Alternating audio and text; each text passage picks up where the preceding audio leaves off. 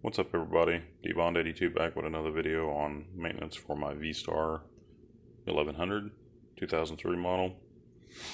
I had an issue with mirrors rattling on my handlebars.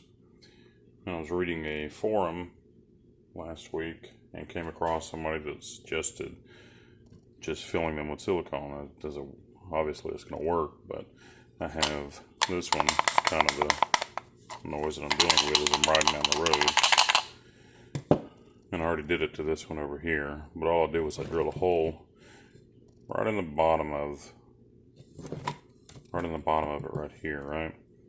On this one.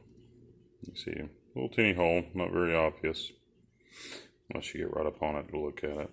But I filled this one up with silicone the other day and had the same issue prior to, but good and solid now. Mount it back onto the bike, and by the time I mount it back on the bike, you're not going to really be able to notice that hole that's down there. Just a quick tip. Seemed to work out pretty well, so if you're just looking for a quick fix until you can afford to get another set of mirrors, this seems to be a pretty good way to go. Anyways, alright, y'all have a good one.